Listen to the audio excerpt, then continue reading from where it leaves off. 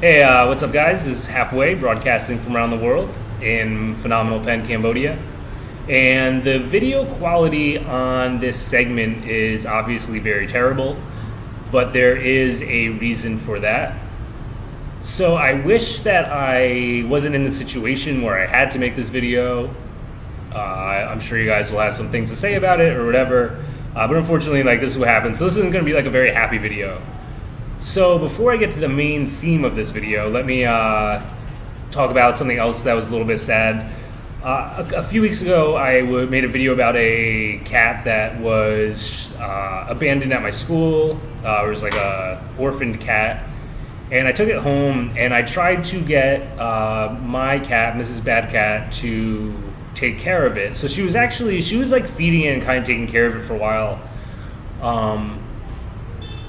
Reluctantly, but she was I would take the kitten and put it next to her and it would start feeding off her, and as long as I sat there and pet her, she was okay with it, but she wasn't really into it. And then it was weird because then the other cats started feeding off her again, and they're getting kind of big, so it's kind of weird. But anyway, so I had that cat I think 3 days, and on the third or the fourth day, when I woke up in the morning, the cat was unfortunately, or the baby kitten was deceased when I woke up. So just a little revisit to that, the cat did not make it. I did everything I could to try to help it, to try to save it. But unfortunately, it for whatever reason, I don't know if it was sick or if it wasn't getting enough nutrients, but it did not make it. But now we can get into the main topic of this video. So last weekend, today's Monday, I haven't made a video in a while, but last weekend, I was out in Tulkork, and that's actually the same area that my school is in, so I kind of know the area, whatever. And I was coming home, and when I'm riding home on my Moto, and it all happened very, very quickly, A, and B, the situation leading up to it, I can remember, but everything, once the situation started, it becomes very grainy in my mind, and it's almost instead of me thinking about it in terms of a video and it happening in real time, I have these still images, these blurry still images. But basically what happened was I'm riding on my Moto, and then I remember there were 2 or 3 other Motos all of a sudden that were very close to me.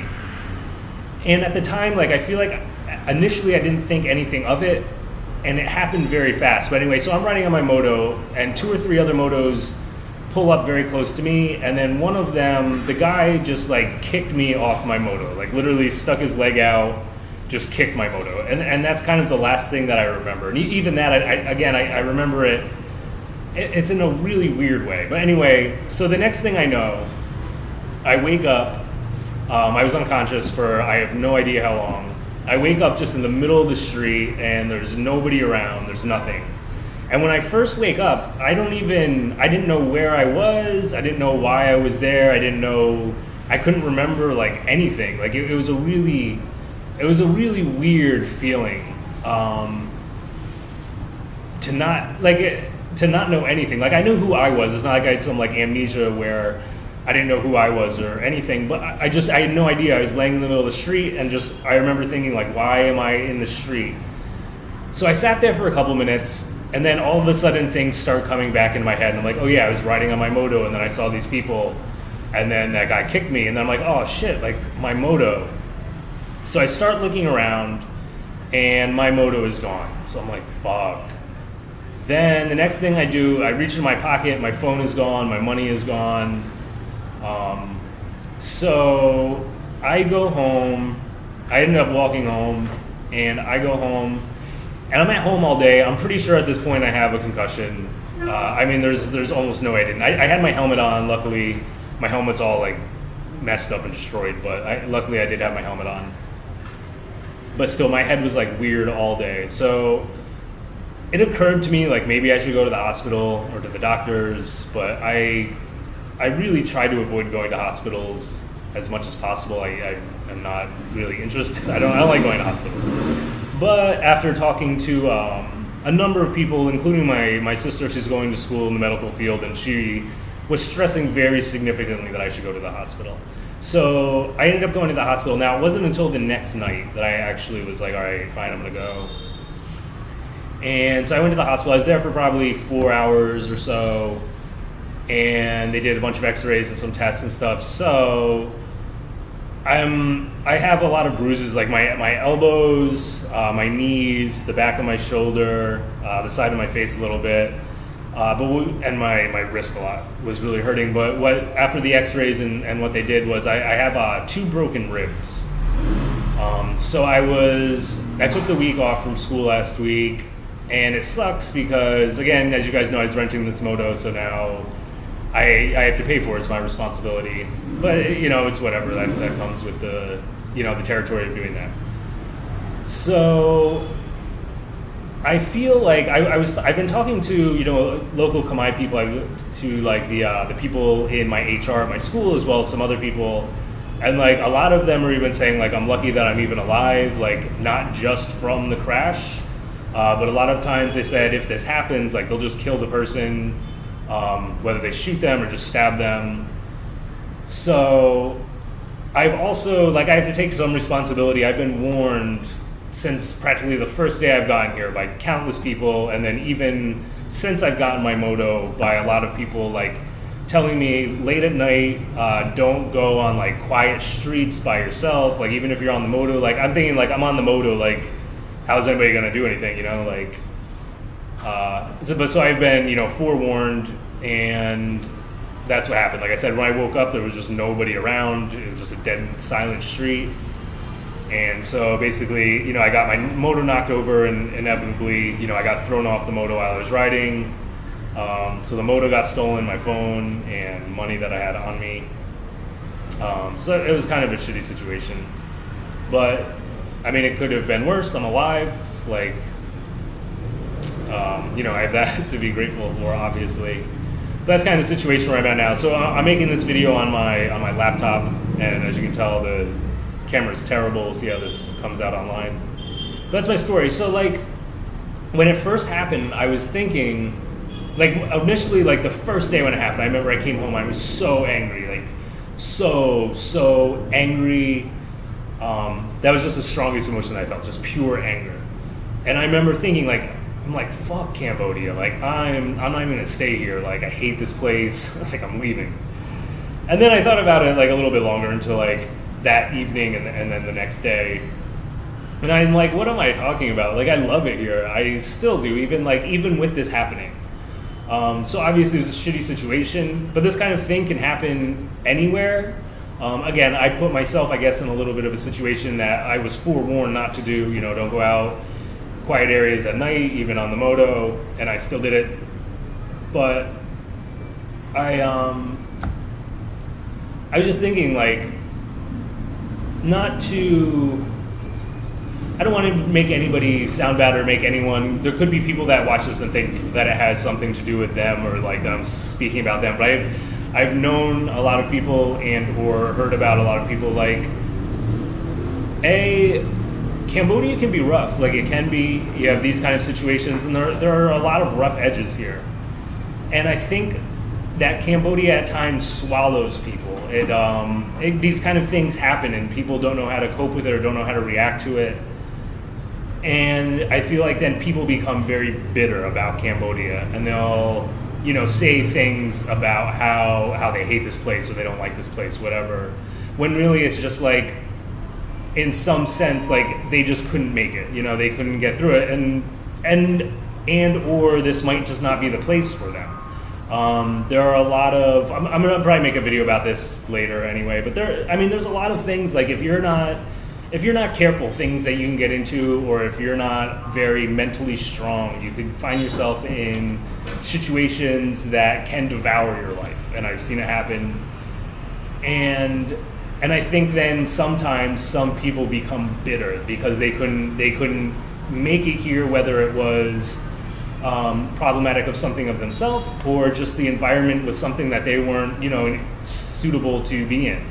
But I absolutely love this place. Even with the situation that happened, I'm still very angry about it. There have been days where I was here, so I took a week off of work. My work gave me a week off. When I went to the hospital, they gave me a few different like pain meds and antibiotics and stuff. But one of the pain meds was an opiate-based pain medicine, and I respond very, very poorly to any kind of. I can't take antihistamines or like I'm like fucked up. So in the week that I was here off of work, I was probably asleep 18, 19 hours a day every day. I'd be awake 5 or 6 hours a day. But even then, so it might have been a factor of the opiates or the opioids having an effect on my thoughts and my feelings. But I was super depressed. Like I was really, really angry, and then I got really, really depressed. But then it was probably like Thursday or Friday. I remember I was like, fuck this. Like I've been asleep on my couch for like 5 days straight. And I walked down, I sat on my balcony, and I was just watching like the city go by me and just looking at everything. And then like it all just came back to me, like how much I actually do really love it here. Even, shitty things are gonna happen anywhere. Again, this is something that could have cost me my life. So I have to look at that, that perspective and that realism. But at the same time, like even today was like the first day I went back to work, and it was just so nice to be like out in the city and out around people again. And even though I'm far from feeling like 100%, my ribs are absolutely killing me. I don't know if you've ever had. I have 2 broken ribs. And doing general activities, just like standing or walking, even I'm riding my pedal bike again now until I get a Moto again. Hopefully next month I'll get another Moto. Those kind of things are actually not that bad. It's things like if I'm laying down and I have to like sit up, that absolutely kills me. The worst pain that I think I've experienced with it is sneezing. Sneezing just feels like the side of my body is just being like pounded with sledgehammers. Like that hurts a lot. But otherwise, like it's not terrible as long as I'm not doing any rigid activity where I have to really like maneuver myself up, or even coughing hurts. But otherwise, daily stuff is kind of okay. My wrist is also really fucked up in the side of my hand, so that's affecting me because it's my left hand, luckily. But like opening like water bottles, for example, I do not have enough grip strength now, so I have to like tuck my water bottle under my arm and like use my right hand backwards. So it's a little bit of an adaptation. Hopefully I'll be back to normal. But that's kind of the thing, and like I've talked about before, I really do feel really safe here all the time, and there are of course those kind of situations. But at the same time, is it not the same in, let's say, in the U.S. if you're walking down, some street at night, in a quiet area in the middle of, name your city, anything could happen. I've had a lot of friends lost to gun violence, and shit happens. But that's basically my story. But so if you come here, that's a word of advice that I didn't heed that I would hope that you guys do is at nighttime, don't stay at quiet areas or stay with a group of people. I was with people earlier in the night, but then I was going home, so I had to break off, and then I was just I was alone going home. So it was kind of that. Also, so I really don't even want to make a big deal out of this. I'll mention it super fast if anybody feels inclined. So obviously this put me back a little bit financially because now I'm gonna have to pay for that Moto. I need to get a new phone. I lost the money that I had on me. I'm not going to like set up any kind of like crowdfunding or anything. Honestly, like if nothing comes out of this, I'll get through it. It'll just set me back a little bit. But if anybody felt like, hey, I feel like being really generous, I do have a PayPal. If you want to email me, if anybody could, if you wanted to throw me a couple bucks to help your boy out, that'd be cool. Again, if not, like don't feel like I'm trying to pressure you or that I'm not gonna like make it through the situation. Like I'll be okay. It's gonna set me back, and it's gonna, my quality of life is gonna diminish for the next month or so until I get caught up on everything. But so again, if anybody just is like, hey, I want to help you out, I do have a PayPal. You can email me. I can, give you the information for that.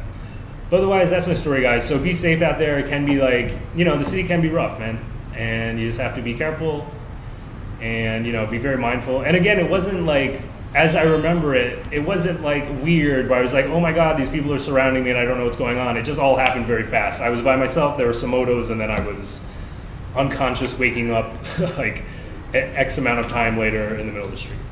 All right, guys, this is Halfway Broadcasting from around the world. We got a cat coming up here.